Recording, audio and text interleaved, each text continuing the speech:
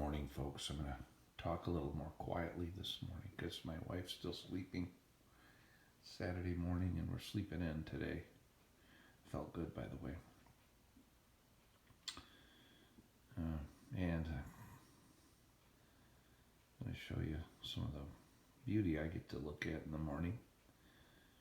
Look at that poinsettia. There's a little clutter there because it's right by the door.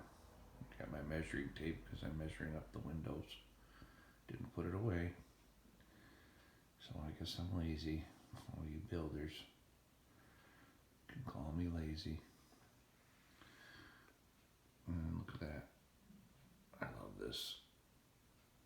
Great Lakes. I get to look at this every morning when I read.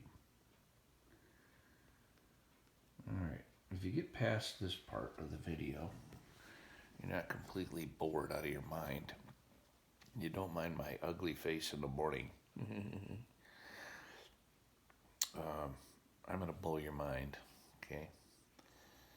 Yeah, it's time. It's time I showed you how Dave reads the Bible. If you didn't think I was crazy before, I'm going to give you every reason to believe I am now, okay? I'm going to show you how, in one verse, the modern language, the English language that we use, is absolutely pointing to clues that are ancient about how laws formed and the relationship between commands and matter. And these relationships are all about, it doesn't matter what religion you are, it doesn't matter what culture you're from, what the message is conveyed in this book is simply a way to convey to other people our state of being and the way we ultimately will begin to assimilate our place in the universe and our place among each other in society and kind of become more at peace with it. Because it's not easy being a human being. It's difficult. We're all trying to express ourselves. We all realize that we don't have everything. We're not always smart, even though we went to school.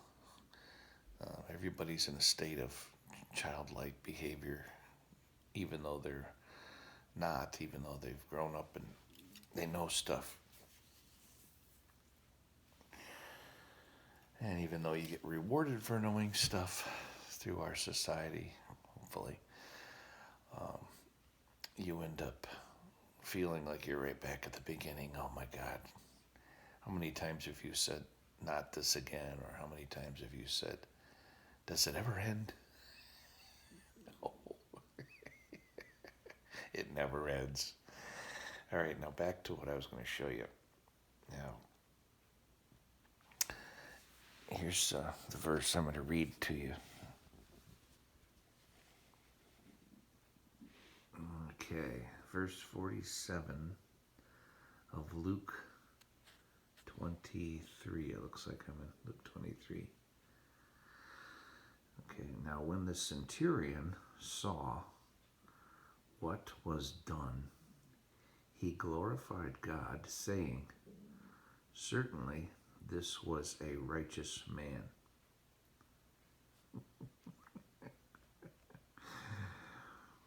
I watched Infinity Wars last night, and I swear Marvel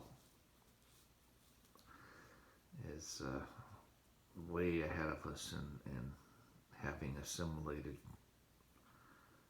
the symbology and the storyline that's in this book. But anyway, let me show you what I see, how I read the Bible. Now, when the centurion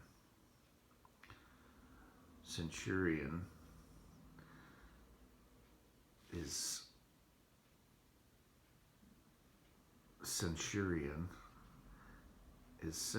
censorship. Censorship has to do with the law. Censorship is what you do when you want to impose your law on other people's speech, your freedom of speech or writing, right?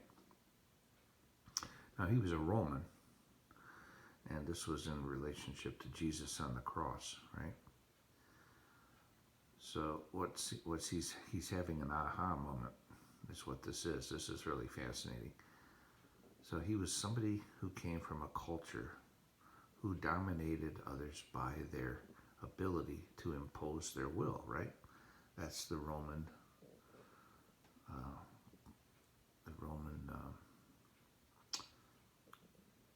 the state during their time. They were very powerful through their laws. So when he saw what was done, now let's look at the word saw and say, let's reverse that. What was W-A-S, not S-A-W? When the centurion was, or if he was, then what he did at that moment of his aha moment was he brought it inside and said, hey, I can identify with this. What was done? What was done? What was done? What had just happened? He gets it. What had just happened? Well, let's read. And when Jesus had cried with a loud voice, he said, Father, into thy hands I commend my spirit. And having said this, he gave up the ghost. Now, I'm going to unpack that one for you, too, in just a minute. So what he's saying is, I see what happened here. When Jesus said what he said, and I had an aha moment, and I internalized it, I became a person who believed in this man and what he just did. Okay? Certainly, Dave, certainly, are you going to say that certainly is the lie of creation? Well, if you take the anagram, if you make an anagram of certainly, you can bust out of that creation and lie. And the Romans didn't like the Jews' stories, did they? They said they were lies. They fought against them, and they couldn't beat them, so they joined them, and they let them live in their communities, right? But as a Roman, it was a lie. Their religion is less than the Romans' state of law, right? So they were inferior. But now he's saying this was a righteous man. In other words, a righteous man. This was a righteous man. Whatever this man believed, this ability to write, this ability to make us holy through this new gospel, this law that he's providing with his life and teaching, is something that I now believe. Now let's look at the word man, and what happens when you flip the word man and read it backward? You get nam, but what if you pronounce the letter n? Enemy. See it? What's a righteous enemy? A righteous enemy would be somebody that once you realized that they had a leg up on you in some kind of manner of their law, that you would acknowledge it. Are you lost yet? All right, hang with me. You're going to get lost even more here if you're lost now. Okay, so Dave, you're crazy. Yeah, I know. I told you I was. So watch this. Now, in verse 46, we're going to find out what he had done.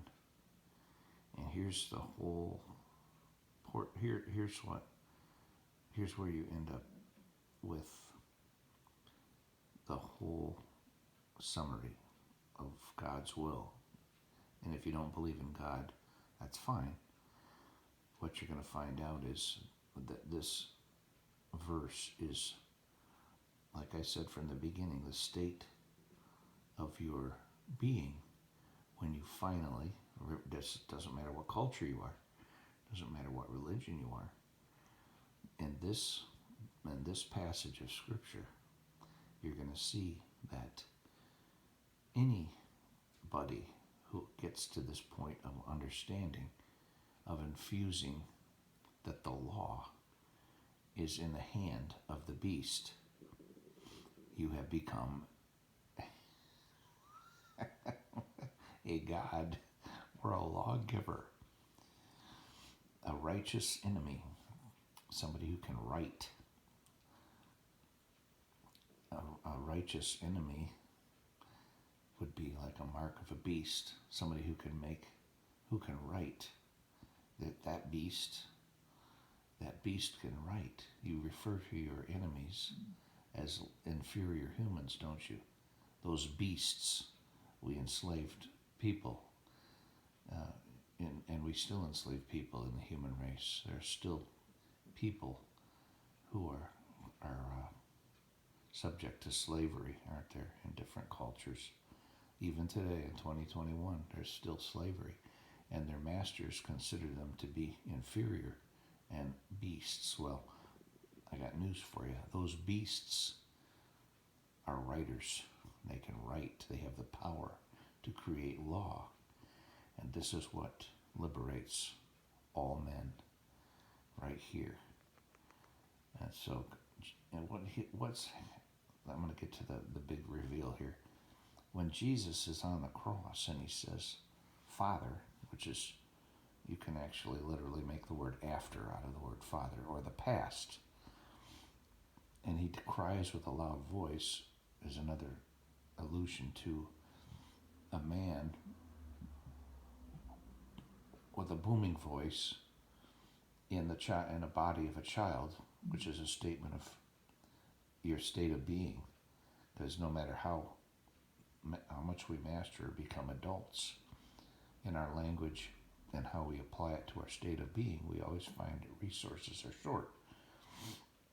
And when we find out resources are short, we have to go from being masters back to babies or children, because now we have to learn again, don't we?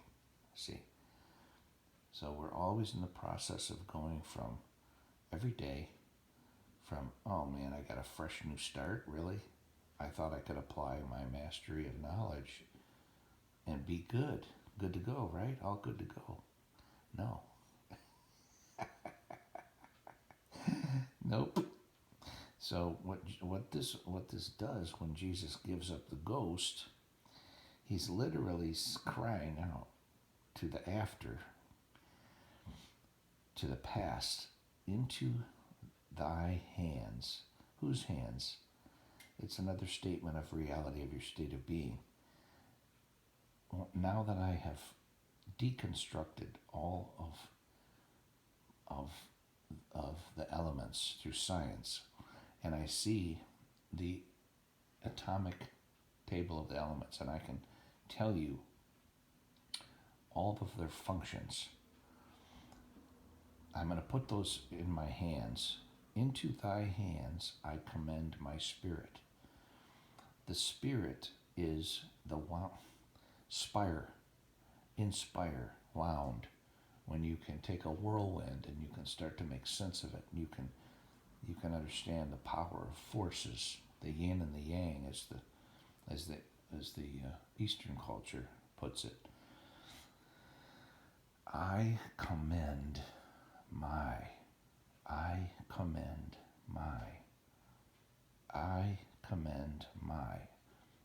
The letter I stands for dividing, division. It's also the ninth. It's the ninth numeral, the number 9. When you have A and I, A is the first number and I is the ninth, right? So I is the completion of the numeric system. Commend my spirit. All right, I am applying the alphanumeric codex from my spirit into my hands, which is also now thy hands. Thy hands is a statement of I get it. The human race has common hands. Okay? Now let's go to the ghost. He gave up the ghost. The ghost is a G host. The seven host. That's the host of heaven. Now he's looking up at God, the after, who gave the command, and he's saying, now here's the new law. I give up the ghost.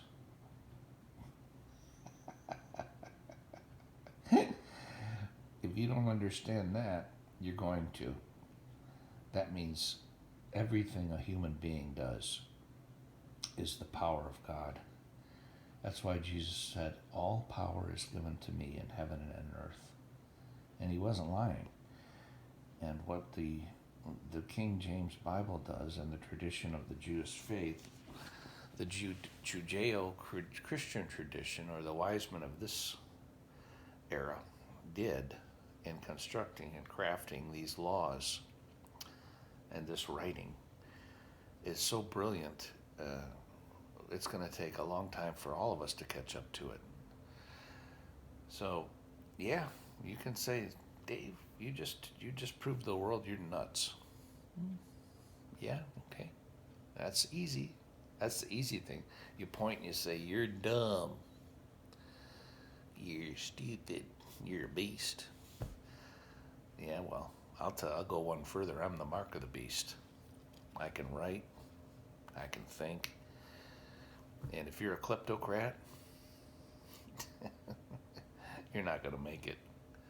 So you better start transferring, transmuting, and like the Dalai Lama says, transforming the mind.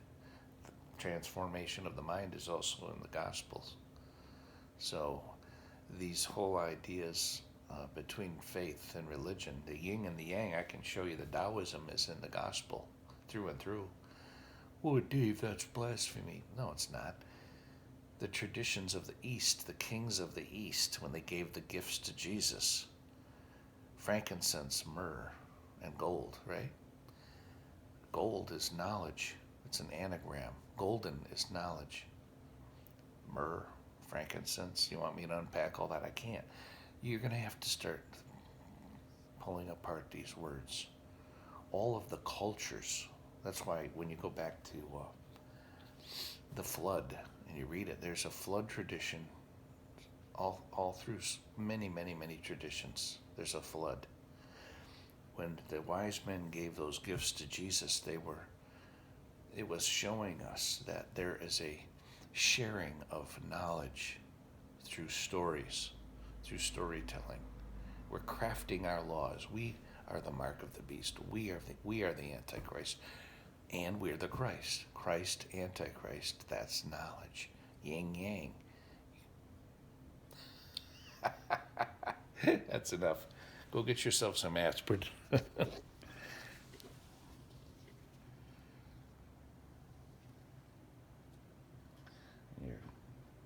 take your headache away. Pretty soon I'll tell you what this map means. When I tell you what the Great Lakes satellite photo means, you're gonna know I'm nuts.